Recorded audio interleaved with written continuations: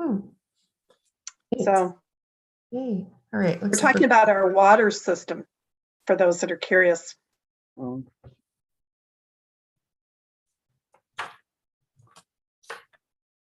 can go ahead and get the meeting started now. Okay, good afternoon and welcome to today's Board of Directors meeting for the Livermore-Amador Valley Transit Authority. My name is Carla Brown and I'm the chair of the board this year. I'd like to go ahead and start our meeting. As many of you, if you're watching from home or those of our board of directors would know, that we're holding this meeting virtually because of safety regards and the state law for COVID-19 as allowed by our state. So I've got my minutes here. Could we go ahead and do a roll call of our members, please? Yes, Director Bonanno. Here. Vice Chair Halbert. Here. Director Josie. Here. Director Kick. Here. Director Naram. Here. Director Hernandez is not here right now. Let me check. There's one person. No. And Chair Brown.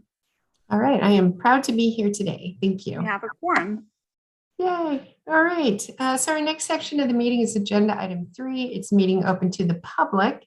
This is a chance for anyone from the public that would like to make a statement, ask a question, or just make a general comment on items that are not listed on our agenda, but are still within the authority of the LAVTA/Wheels Bus organization. Jennifer, do we have anybody from the public that would like to speak today? We have one person in the public. If you'd like to speak, please raise your hand. They are not raising their hand. So no public attendees that want to speak, and I didn't receive any public comment via email today. Okay, I will still ask you again later because as we know, people can change their mind and join later in the agenda. So I'm going to close the general meeting open to the public agenda item and move on to our consent agenda. These are items normally considered routine in nature and are normally approved with a single vote. Do I have any comments, questions, or a motion on the consent agenda?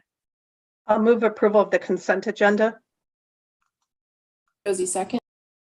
All right, we have a motion made by Naram and seconded by Josie. Again, anybody from the public wish to speak? I do not see their hand raised. Okay, all right, with that, we'll go ahead and take a vote, please. Director Bonanno. Aye. Vice Chair Halbert. Aye.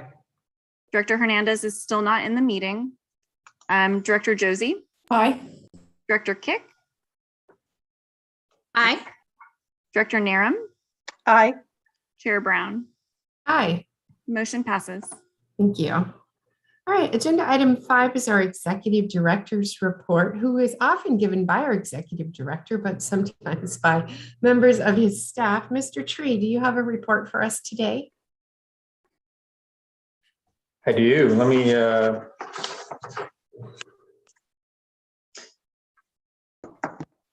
me hold on just a second. Did we have the paratransit procurement was actually on the consent. I'm sorry. I was just double checking to make sure we covered that.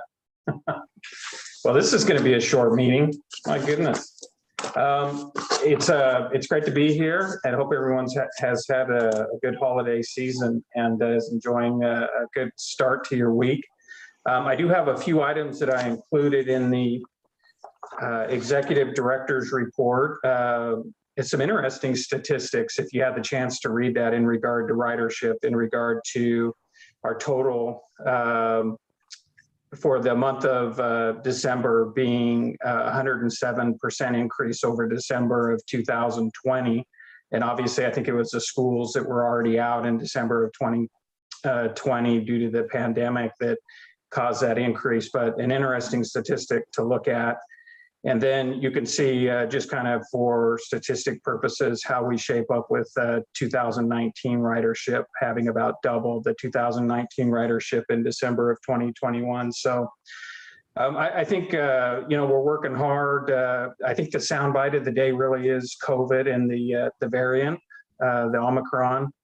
I noted in the staff report how many contractors we had out due to the variant, as well as customer service, and in addition to that, an executive assistant that are currently out of the office for reasons of either having COVID or being self-quarantine. I can't speak today. Being self-quarantined because of exposure to the COVID. You know, the school's been out, so it hasn't been an issue. School's back in, I think, at all 3 school districts now this week. So we're able to make all of our pools, pulling out the buses in the morning for the different runs. We do have a few operators to spare, so to speak, so we think we're going to be fine moving forward, but we're just watching it really closely. You never know when you walk in the morning how many have called in and have said that they have had you know, either exposure to someone or are feeling ill and are heading out for a test. So we're watching it closely, but I think the key soundbite is that your executive team feels like we're okay at the moment. I do have just a couple of other things I think that have historically been of interest to the board. Give you a quick update. Atlantis, the planning of your future maintenance facility and your operation and admin building. That's really moving behind the scenes quickly, going from 30% design to 60% design with your Kimley Horn team. And just to give you a heads up, that 60% design should be in front of the P&S committee in March as we get ready for finalizing. And it's actually scheduled to go to the Planning Commission in the city of Livermore in April. So just want to give you a glimpse of how that project's moving along. You have your zero emission bus master plan that you're all real versed in. Tonight we'll be talking to the Livermore City Council. They asked for an update on the project. And then we'll be with the P&S committee later on this month. And then that will be in front of the board, I believe in February, for board approval, in time to have us ready for grant submittal in the month of March for the TIRSA program, which generally speaking is a grant program that's looking for projects such as the maintenance facility and the hydrogen fueling station as an example for funding. And then there is a project that I don't think we've talked about. Get it on your radar screen. Most of us just haven't been to the administration building or the operations building here at Rutan Court in Livermore for quite a while. And that landscaping that you see as you have been by the office in the past is the original landscaping from 1991. So it's pretty aged. There's quite a few plants that have gone missing either by dying or otherwise.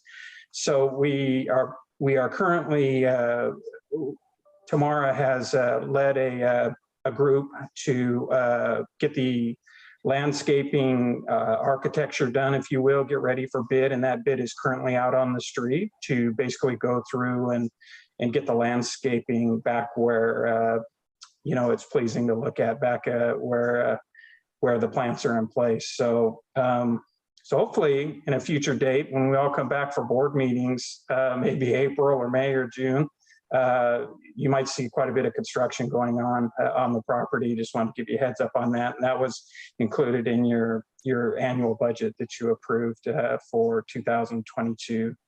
So, you know, with that, I'd be happy to answer any questions that you have. If I had to characterize kind of the day-to-day at LAVTA, it certainly is that we're recovering for each other and watching really closely the COVID situation. And I have put most of the people at LAVTA on remote working. So on any given day, there's probably about 2 bodies in the building on the LAVTA side. Everyone else is working from home offices. So I think we're just taking every precaution that we can so that we minimize exposure and can keep moving along. But with that, I'd be happy to take any questions that you have. Okay, I'll ask a couple first and then I'll look for the others. Is the facility there at Rutan open to the public? Tamara, help me out with that. Have we closed the Rutan facility off to closed it from the public for all business, or is it just some business that you need to So we have closed the front desk to all business. We are open for deliveries. And we have a sign directing people to go to the transit center because they have a plastic shield with one of those little speakers, so they're not speaking directly to people. But we do say that, if you need something like an RTC card that the transit center doesn't do, here's the phone number, call, and then we can take the RTC card application out to their car, have them fill it out, bring it back in. We're trying not to bring germs into the environment. Good. Yes, absolutely. And that's exactly the direction that I was going. We were doing some testing for physical ability to see if they would qualify for fixed route or needed a dial-a-ride sort of service. Is that being done at all then during this time? That stopped at the beginning of COVID. So we're going on 2 years. So you use the guidance of the doctor, for example? Yes. If they are capable. Okay, great. All right. And I guess I'll do this under matters initiated for my next item. Board member Josie, do you have a question or comment? I did. I just wanted to ask, thank you, first of all, for calling on me. I wanted to ask about the percentage of our operators that are boosted. Do we know that? Because that now affects the amount of time they have to quarantine if they're exposed versus if they actually test positive. And that might make a difference in being able to keep all of our operators, in buses as opposed to quarantining at home. Tone, you want to help with that? I believe I have the answer, but I think you've got it dialed into where. Sure. I think that we're just looking at the driver workforce. I think based on the last survey we conducted, roughly around 20-30% of our drivers are not vaccinated. That means not vaccinated at all or not boosted. Not vaccinated at all. And do we know the percentage that are boosted? Because the guidelines for quarantine are now specific to boosted people. I don't have the information at the moment, but I can get it. Okay, but that gives us an idea, knowing that did you say 20 to 30% are not vaccinated at all? Correct. All right. Brittany, do you have a question or comment? Yeah, just following up a little bit on that. Have we upgraded staff to N95s versus just reusable masks? As we know, that does slow spread better. It's not perfect, but. Yes, we have they came in over the weekend, and as of this morning, all of our drivers have the ability to go to dispatch and get an N95 mask, a new one every day. Great. Thank you so much for that. I think the only thing to follow up on that is at LAVTA with LAVTA employees. I believe all but one employee has been vaccinated. So just to give you an idea of LAVTA specific employees. I And know I that. think also of the folks that have tested positive, at least 2 of them were vaccinated. So those are breakthrough cases. So I'm sure that member Josie's going to be saying, is that booster vaccinated or 1 or 2 shots?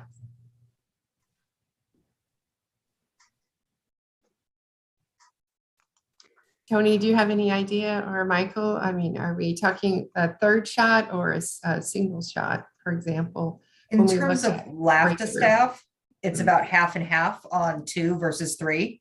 I think we have some people who have it, they're scheduled to get their booster. I have no idea about on the MV side, but on the LAVTA side, all but 1 has at least 2 and are working on their 3rd.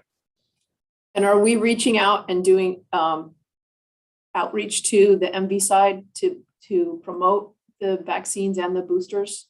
given how transmissible this particular variant is, and given how many kids are on these buses? Yeah, I think it's been a steady discussion in the executive meetings, which includes the resident general manager with the MV. And I mean, I think we're doing all that we can just to let them know that, they should be vaccinated, and whatever we can do to help them get vaccinated, we're right there ready to do. I found it in my town, there's a Rite Aid, and if you try to go on the computer and schedule something in that outside of the work day, then you're out till the end of January. But they have drop-in hours in the middle of the day, and you can zip over, get a shot. There's no waiting. It's a real feature if people know about it. And that's just an example of making it easier for people to get those shots or booster shots. Where's that at, Chair Brown? Or is that a Rite Aid? That's Rite Aid. Yeah, Rite Aid over on Valley Avenue next to Jean's Fine Foods. I know in the middle of the day, they just do walk-ins. I talked to the pharmacists themselves, and they told me, I think it was from 10 to 2 was, for the day we were looking at was Thursday. I referred 2 people. They just walked in, got their shots. That's where I got my booster shot. No waiting, no appointment. It was very quick, and I'm sure that they have those in other cities as well. Mm-hmm. Good info.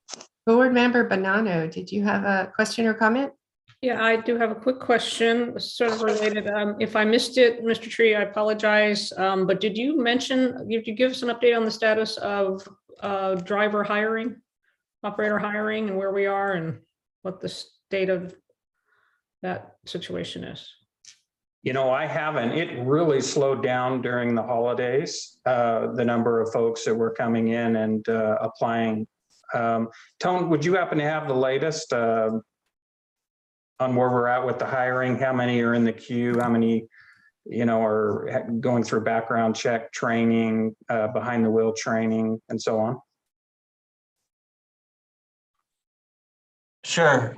Currently, we have exactly 5 that are in qualification, 1 behind the wheels, and recently we have 5 drivers that passed the test within the last couple of weeks. And how many do we consider ourselves down right now? That's a good question. Depending on if you ask that question based on the service level that was provided pre-COVID, I believe we're still around 25 to 30 drivers short if we want to resume pre-COVID service level. Okay. Thanks very much, Tone, and thank you, Michael. And Tone, keep advertising, Michael, as well, because I'm having people ask me, oh, did you see VTA is offering bonuses for drivers? And I said, well, let me just introduce you to LAVTA. We'll give you a bonus. It's all over the buses driving around town. So keep the words out there because people are talking about it. Board Member Keck, any comments or questions? Yeah, one more thing. I saw something about state emergency funding for testing and other things going out. Do we know how that's going to affect this agency? If there is going to be any money coming towards us for our staff for testing or masks or any of those other things, does it affect agencies at this level or is it just cities? And if so, if you could get us some information about that and how we might apply and get some of that as more state funding it potentially opens up. Yeah, that sounds great. I mean, the short answer is we received 180 tests internally at the agency, and we're also receiving an order from the state for an additional 2,000 tests. And I don't think we'll use all of those here. I think we'll partner with County Connection and Tri-Delta, other transit properties to use those tests. So we have been successful at getting tests from the state. And Tony, you aware of some other programs that you're working on in regard to the masks and anything else in regard to COVID? Not from a funding perspective, just, everybody is scrambling right now for the N95 masks, just like at at the start, everybody was scrambling for hand sanitizer, and nobody wanted a mask at the beginning because you were told not to wear one. And we were supposed to disinfect every surface. Then they, came out and said surfaces aren't where you catch COVID. It's airborne, and it's just a moving thing. But if there's money available at the state level to reimburse us for these expenses, we have them itemized. Great, thanks. Always looking for good leads to get grants, that's for sure. All right.